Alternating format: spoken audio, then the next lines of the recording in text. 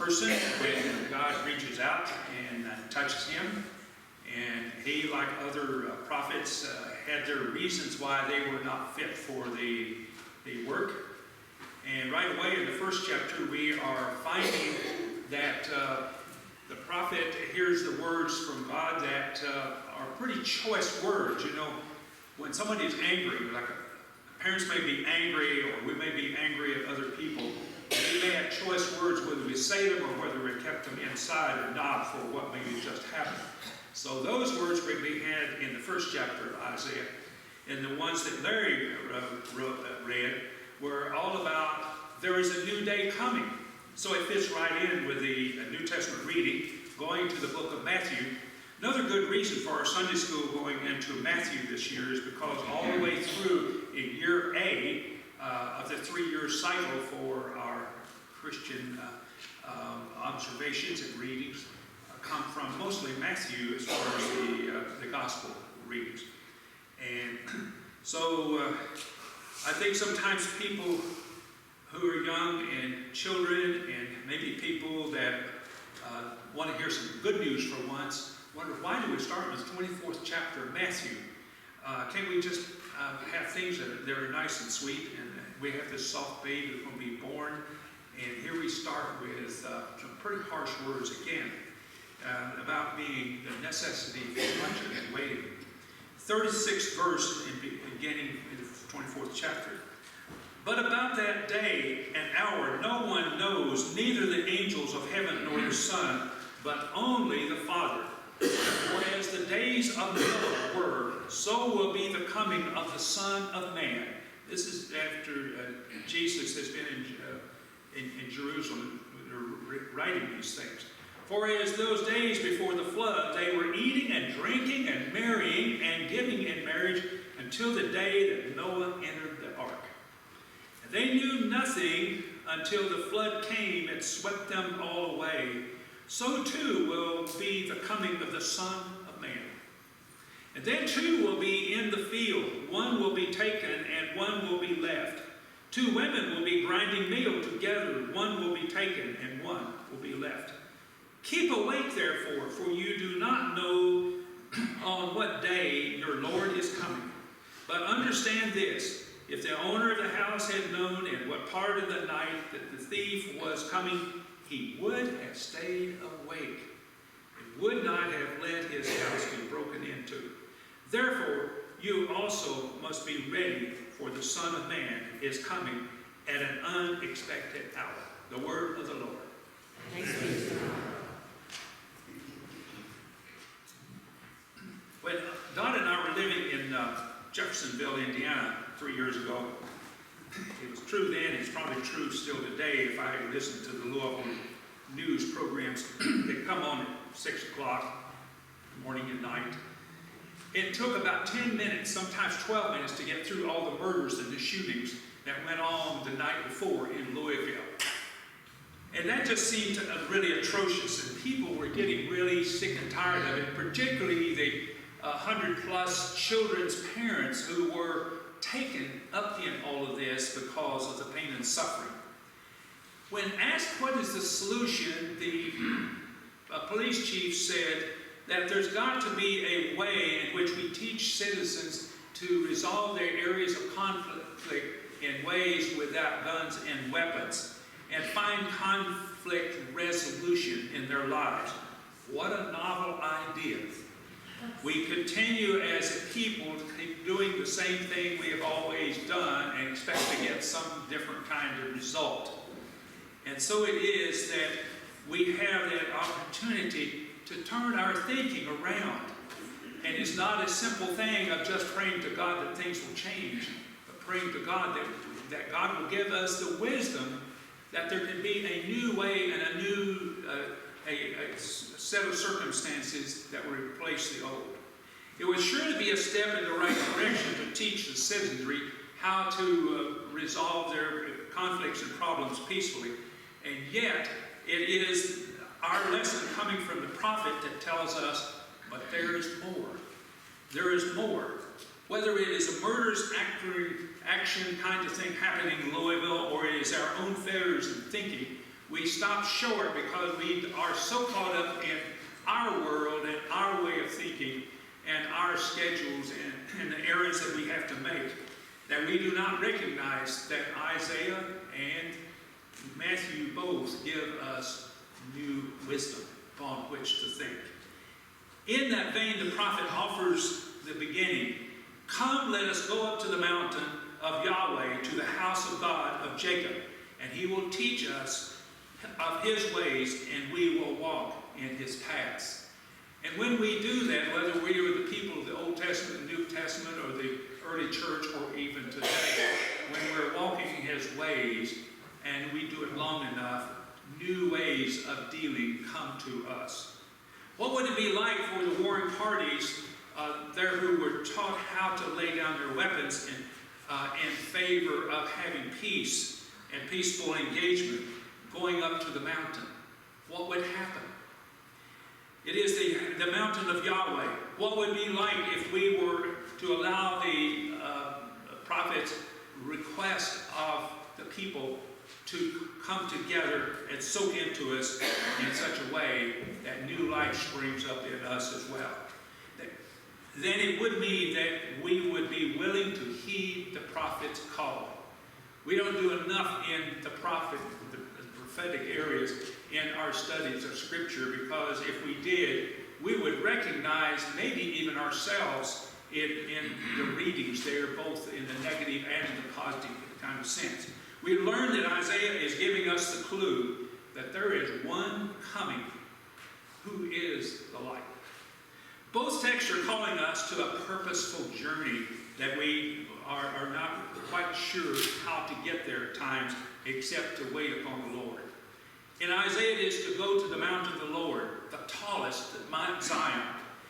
And it is in the hour that we do not expect that the light, will come.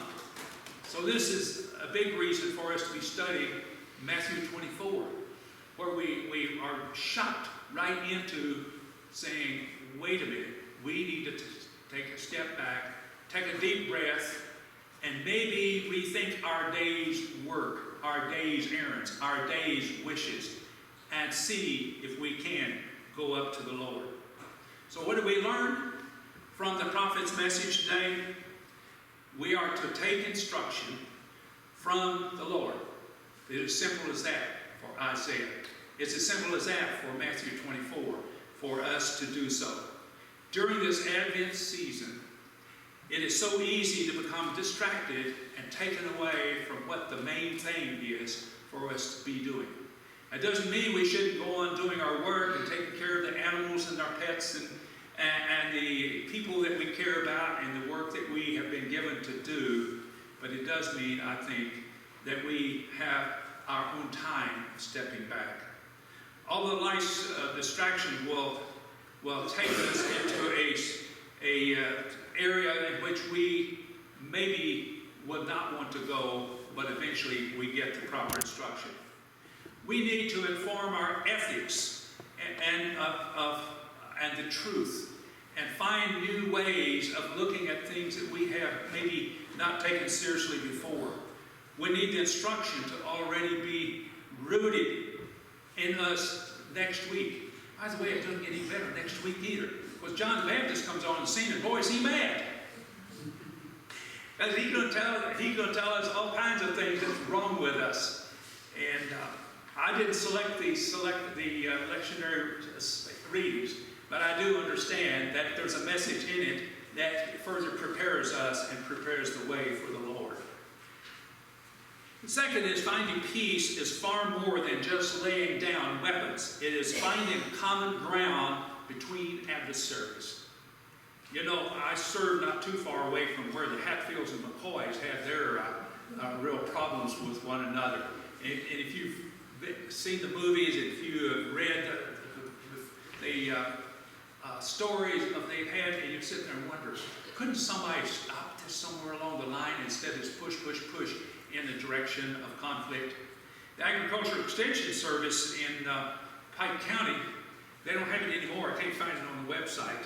But they did have the Hatfield-McCoy Conflict Management Institute. Believe it or not. They had that. And that got attention too. It got notoriety around the country, I'm sure, because what a way to get people's attention for what they need to be doing. So today's lesson teaches us that it is intentionally developed to leave us to create our own attitude into a peaceful existence with those. Not to have people running over us, but to find that common ground that we can find. It is so much so that the prophet told his hearers and the readers that the the instruments of war were to be put down and out of existence and transformed into tools that raised food for all to eat. And there's a lot to that. You know, some communities have taken illegal guns out of existence by buying them back. And I wonder if they make plow points with those. Is there a way to help us to reframe what we think? In 1959, there was a premier in the Soviet Union. Anybody remember who was in power at that time? Yeah, heard Khrushchev? Yeah, Khrushchev. And anyhow, Khrushchev was not one that the American government and president and Congress liked to deal with. In fact, they were always at each other kind of like this. There was a corn farmer in Iowa by the name of Mr. Garst. And he invited Mr. Khrushchev over to his cornfields, his farm. And John, you might consider something like this for the farm.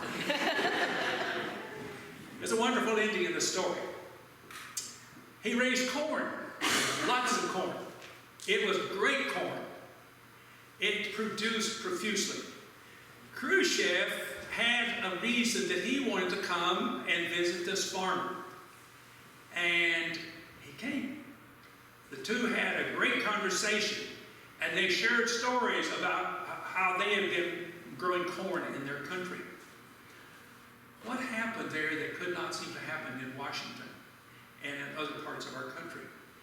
They talked about what they had in common, the common interests that they had. This could happen anywhere in our country. There's nobody anywhere that doesn't have something in common with the other person. But as long as we're operating out of the reptilian part of our brain, ready with our nuts up, or guns out, or knives out, ready to fight, we're not going to get into the thinking part of the brain to the point that we can do what Mr. Garst and Mr. Khrushchev did over, I don't know, a few days, less than a week period. And it began to change some of the sense of things in that visit that they had. As a matter of fact, when we lived in Iowa, we realized that some of the beginnings of what became known as the Iowa Peace Institute. It's no longer a peace institute. It's been transferred over to, I believe it's a foundation, the Stanley Foundation, I think it was. And that Peace Institute was doing the same thing that Mr. Garst was doing, finding what we have in common and do. This could be true in our church, in our families, in all kinds of places, if people would be willing to listen to one another and find out what they have in common. It's all over the news and all over everybody's hearts and minds about how families cannot sit and talk about politics anymore because everybody is so polarized in it. I don't know if that's true universally, but you hear that.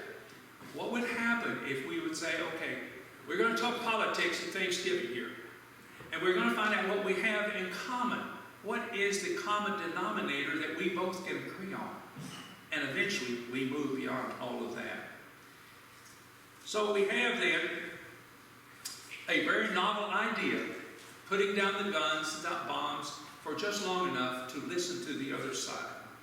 And so as it becomes clear to us that nations and individuals whose main intent is to produce more and harbor more bombs and guns, whether it's individuals or it's nations, that at some point there's a sense that we're going to use those.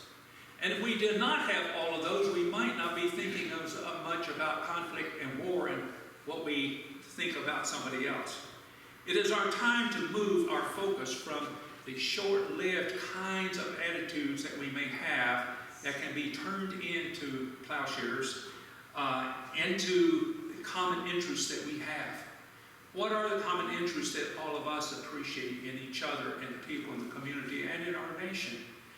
Do we all love our children? Do we want the best for them? Do we want the best for one another? All of these kinds of things and many more can turn us to a new direction in which we can find the Prince of Peace light within us.